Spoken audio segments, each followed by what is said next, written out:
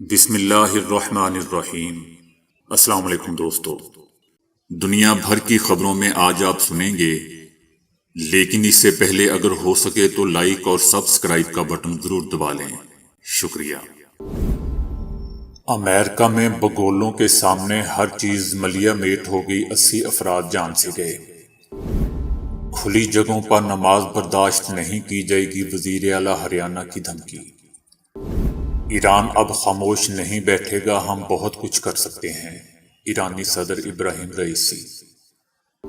Social media دنیا کے لیے بہت بڑا خطرہ بن چکا ہے، ترک صدر۔ روس اور چائنا کے خلاف ایک بڑے اتحاد کی ضرورت ہے، برطانیہ۔ خدا کے لیے مجھے دوبارہ زندہ کیا جائے، کویتی شخص کا حکومت سے مطالبہ۔ تو آئیے چلتے ہیں اب خبروں کی تفصیل کی جانب۔ امریکہ میں 6 ریاستوں میں 30 سے زیادہ طوفانی بگولوں نے تباہی مچا دی، بگولوں کے باعث 84 افراد جان سے گئے۔ طوفانی بگولوں نے بڑے پیمانے پر املاک کو بھی نقصان پہنچایا، بگولے ای کامرس کمپنی ایمیزون کی ایک فیکٹری کی چھت بھی گر گئی۔ گورنر اینڈی بیشار کا کہنا ہے کہ کینٹکی کے علاقے میں فیلڈ میں جب فیکٹری سے بگولا ٹکرایا تو اس میں 110 افراد موجود تھے۔ ان کے بقول ہمارا خیال ہے کہ اس واقعے کی وجہ سے اموات کی تعداد 100 تک بھی جا سکتی ہے، میں فیلڈ میں بڑے پیمانے پر تباہی ہوئی ہے۔ حکام نے ریاست میں کرفیو نافذ کر دیا ہے، 2 گھنٹے تک بگولے کے باعث بننے والے 5 فٹ گہرے گڑھے میں پھنسی رہنے والی ایک خاتون فیکٹری ورکرز نے میڈیا کو بتایا کہ وہ بہت ڈری ہوئی تھی، مجھے یقین نہیں تھا کہ میں زندہ بچ جاؤں گی۔ بہت سی رہائشی عمارتوں اور فیکٹریوں کو طوفان سے نقصان پہنچا ہے۔ بھارتی ریاست ہریانہ کے وزیر اعلیٰ نے مسلمانوں کو دھمکی دی ہے کہ کھلی جگہوں پر نماز برداشت نہیں کی جائے گی۔ ہریانہ کے وزیر اعلیٰ نے ہندوؤں کی حمایت کرتے ہوئے کہا کہ کھلی جگہوں پر نماز ادا کرنے نہیں دی جائے گی، مسلمانوں کو جن کھلے مقامات پر نماز جمعہ ادا کرنے کی اجازت دی گئی تھی وہ بھی منسوخ کر دی گئی ہے۔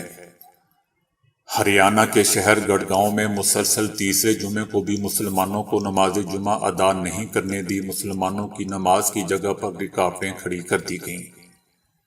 گزشتہ جمعے ہندوؤں نے نماز کی جگہ پر گوبر پھینک دیا تھا۔ مسلمانوں کو جن کھلے میدانوں یا جگہوں پر نماز ادا کرنے کی سرکاری طور پر اجازت دی گئی تھی وہ تمام اجازت نامے بھی منسوخ کر دیے گئے ہیں۔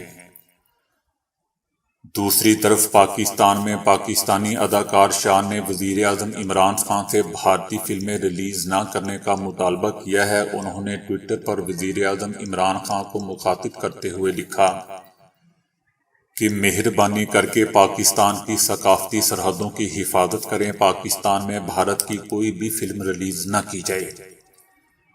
جیسا کہ بھارت نے پاکستانی گلوکاروں، آرٹسٹوں، فلم اور موسیقی سمیت تمام پاکستانی مواد پر اپنے ملک میں پابندی عائد کر رکھی ہے۔ ان کا کہنا تھا کہ احترام اور مساوات کسی بھی تجارت میں ایک اہم حصہ ہونا چاہیے۔ ایرانی صدر ابراہیم رئیسی نے کہا ہے کہ اگر امریکہ اور دیگر ممالک پابندیاں ہٹانے کا عزم کریں تو معاہدہ بحال کیا جا سکتا ہے۔ صدر رئیسی نے کہا کہ ایسے الزامات عائد کیے گئے کہ ایران آسٹریا میں جوہری مذاکرات میں شرکت نہیں کرے گا، لیکن ہم نے مذاکرات میں حصہ لیا اور مسودے کا متن پیش کر کے اپنی سنجیدگی کا مظاہرہ کیا۔ ایرانی صدر ابراہیم رئیسی نے کہا کہ اگر دوسرا فریق پابندیاں ہٹانے کا عزم رکھتا ہے تو یہ ایک اچھا سودا ہوگا، ہم یقینی طور پر ایسے معاہدے کے حق میں ہیں۔ پابندیوں کو برقرار رکھنے اور بڑھانے کے ہتھ کنڈے اپنائے گئے تو ایران بھی پیچھے نہیں ہٹے گا، ایران اب خاموش نہیں بیٹھے گا، ہم بہت کچھ کر سکتے ہیں۔ صدر رئیسی نے کہا کہ ان کا ملک کئی شعبوں میں پیچھے رہ گیا ہے اور پچھلے 40 سالوں میں کئی مسائل کا سامنا ہے، علاقائی تجارت میں ایران کا بہت حصہ کم ہے۔ ایران کا حصہ ان ممالک میں بھی کم ہے جہاں بہت زیادہ تجارت ہوتی ہے، جیسا کہ عراق اور شام، لیکن اس میں اضافہ کیا جا سکتا ہے۔ پہلے مرحلے میں تجارت کا حجم $20 بلین ہو سکتا ہے، جبکہ یہ $40 بلین تک پہنچ سکتا ہے۔ ترکی کے صدر رجب طیب اردوان نے کہا ہے کہ سوشل میڈیا جمہوریت کے لیے بہت بڑا خطرہ ہے۔ ترکی کی حکومت آن لائن جعلی خبریں اور معلومات پھیلانے کے لیے قانون لا رہی ہے، لیکن تنقید کرنے والوں کا کہنا ہے کہ اس سے آزادی اظہار پر پابندی لگے گی۔ طیب اردوان نے کہا کہ جب سوشل میڈیا منظر عام پر آیا تو اسے آزادی کی علامت سمجھا گیا، لیکن اب یہ جمہوریت کے لیے سب سے بڑا خطرہ بن چکا ہے۔ ان کا کہنا تھا کہ ہم اپنے لوگوں، خاص طور پر کمزور لوگوں کو ان کے حقوق کی خلاف ورزی کیے بغیر جھوٹ اور غلط معلومات سے بچانے کی کوشش کر رہے ہیں تاکہ وہ درست معلومات حاصل کر سکیں۔ ترکی نے گزشتہ برس ایک قانون منظور کیا تھا جس کے مطابق جس سوشل میڈیا پلیٹ فارم پر 10 لاکھ صارفین ہیں اسے اپنا قانونی نمائندہ مقرر کرنا ہوگا اور اپنا ڈیٹا ترکی میں سٹور کرنا ہوگا۔ فیس بک، ٹویٹر اور یوٹیوب نے اس وقت ترکی میں اپنے دفاتر قائم کر رکھے ہیں۔ نئے قانون کے تحت جعلی خبریں پھیلانا جرم تصور ہوگا جس کی سزا 5 برس تک قید ہو سکتی ہے۔ ترکی کی بڑی میڈیا کمپنیاں حکومت کے کنٹرول میں ہے اور سوشل میڈیا ہی لوگوں کی آواز ہے۔ فریڈم ہاؤس کی ستمبر میں شائع ہونے والی رپورٹ میں ترکی کو میڈیا کی آزادی کے حوالے سے آزاد نہیں ہے کا درجہ دیا گیا ہے۔ دوسری طرف امریکی صدر جو بائیڈن نے ایک بار پھر کہا ہے کہ روسی صدر پیوٹن کو بتا دیا ہے کہ اگر یوکرائن پر حملہ کیا گیا تو روس کو اس کی بھاری قیمت چکانا ہوگی اور تباہ کن معاشی نتائج کا سامنا کرنا پڑے گا۔ امریکہ کے صدر نے کہا کہ روس کے حملے کی صورت میں یوکرائن میں امریکی زمین افواج بھیجنا کبھی زیر غور نہیں رہا، تاہم امریکہ اور نیٹو کو مشرقی یورپ کے ملکوں کے دفاع کو مضبوط بنانے کے لیے آرمی بھیجنا ہوگی۔ صدر جو بائیڈن نے گزشتہ ہفتے روسی صدر سے 2 گھنٹے ٹیلی فون پر بات چیت کی تھی۔ امریکی صدر نے کہا کہ وہ روسی صدر پر واضح کر چکے ہیں کہ یوکرائن پر حملے کی صورت میں روس کی دنیا میں شناخت تبدیل ہو جائے گی۔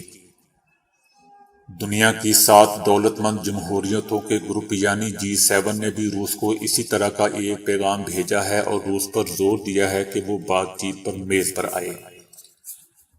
یوکرائن نے الزام لگایا ہے کہ روس اس کی سرحدوں پر ہزاروں کی تعداد میں فوجی اہلکاروں کو اکٹھا کر رہا ہے اور ممکنہ طور پر کسی بڑے حملے کی تیاری کر رہا ہے، جبکہ روس نے یوکرائن پر حملے کی منصوبہ بندی کی تردید کرتے ہوئے یوکرائن اور امریکہ پر عدم استحکام لانے والے رویے کا الزام لگایا ہے۔ روس کا کہنا ہے کہ اس کو اپنے تحفظ کی ضمانت درکار ہے۔ برطانیہ نے کہا ہے کہ مغرب اور اس کے اتحادیوں کو چائنا کے خلاف متحد ہونے کی ضرورت ہے۔ برطانیہ نے روس اور چائنا کے حوالے سے خطرات کے حوالے سے اپنے G7 کے ہم منصبوں کی میزبانی کی۔ برطانیہ میں دنیا کے امیر ترین ممالک کے 2 روزہ اجلاس G7 صدارت کا آخری اجلاس ہے۔ اس کے بعد صدارت جرمنی کو سونپ دی جائے گی۔ یوکرائن کی سرحد پر روس کی جانب سے فوجیوں کی تعیناتی ایجنڈے میں سر فہرست ہے۔ اس کے ساتھ چائنا سے نمٹنے، ایران کے جوہری عزائم کو محدود کرنے اور فوج کے زیر اقتدار میانمار کے بحران سے نمٹنے کے بارے میں بات چیت کی جا رہی ہے۔ برطانیہ کا کہنا ہے کہ ہمیں آزادی اور جمہوریت کی حدود کو محدود کرنے کے درپے حملہ آوروں کا مقابلہ کرنے کے لیے مضبوطی سے اکٹھے ہونے کی ضرورت ہے۔ اس کے لیے ہمیں پوری طرح اکٹھے ہو کر آواز اٹھانے کی ضرورت ہے۔ ہمیں پوری دنیا میں اپنی اقتصادی اور سیکیورٹی پوزیشن کو بڑھانے کی ضرورت ہے۔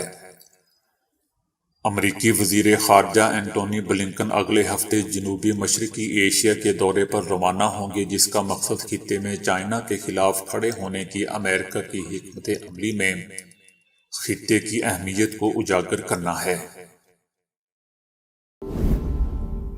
پچھلے ہفتے جب ایک کویتی شہری پر انکشاف ہوا کہ سرکاری دستاویزات میں 25 سال پہلے ہی اسے مردہ قرار دیا جا چکا ہے تو وہ بے ہوش ہوتے ہوتے بچا۔ کویت کے مشہور اخبار الرأی کے مطابق عبد المحسن العیدی نامی یہ شخص اپنی بیوی کے بیمار اور ضعیف ہونے کی وجہ سے چند ہفتے پہلے ایک نجی کام کے سلسلے میں القرین سروس سینٹر گیا تاکہ وزارت قانون سے اپنے مختار نامے کی تصدیق کروا کر جان سکے کہ مختار نامہ آج بھی قابل قبول ہے یا نہیں۔ وہاں موجود خاتون اہلکار نے مختار نامے کی نقل اس سے لے لی اور وہ باہر انتظار کرتا رہا۔ خاصی دیر انتظار کے بعد اس خاتون اہلکار نے عبد المحسن سے اس کا سرکاری شناختی کارڈ مانگا۔ وہ بار بار سرکاری کاغذات سے اس کے دستخط اور چہرے کو ملا کر دیکھتی رہی اور ساتھ ہی ساتھ اس کی حیرانگی بھی بڑھتی گئی۔ جناب، کیا آپ کو یقین ہے کہ آپ ہی عبد المحسن ہے؟ خاتون اہلکار نے پوچھا۔ جب اس نے کہا کہ وہی عبد المحسن ہے تو خاتون نے بتایا کہ کویتی حکومت کے سرکاری ریکارڈ کے مطابق آپ تو 25 سال پہلے مر چکے ہیں۔ اس انکشاف پر عبد المحسن کو چکر آ گیا اور وہ زمین پر گر پڑا۔ اگر میں مر چکا ہوں تو آپ کے سامنے زندہ کیسے ہوں؟ اس شخص نے خاتون اہلکار سے پوچھا۔ تھوڑی دیر بعد عبد المحسن نے خود کو سنبھالا اور خاتون اہلکار کو بتایا کہ کویتی ادارہ برائے عوامی معلومات نے 4 ماہ پہلے ہی اسے ایک سرکاری سرٹیفکیٹ بھی جاری کیا تھا۔ اس کی ساری دلیل بیکار گئی کیونکہ قانونی طور پر وہ مردہ ہو چکا تھا اور اس کے نام بنایا گیا مختار نامہ بھی غیر مؤثر ہو چکا تھا۔ آخرکار عبد المحسن نے وزارت انصاف میں درخواست دائر کر دی کہ خدا کے لیے مجھے دوبارہ زندہ کیا جائے، کیونکہ اپنی موجودہ حیثیت میں نہ تو مختار نامہ اس کے کام کا ہے اور نہ ہی وراثت کی تقسیم میں اس کا کوئی حصہ ممکن ہے۔ لگتا ہے دوستوں کہ کویت بھی پاکستانی کچہری ماڈل استعمال کر رہا ہے۔ تو دوستو، ابھی کے لیے اتنا ہی۔ ویڈیو کو لائک اور شیئر کرنے کا بہت بہت شکریہ۔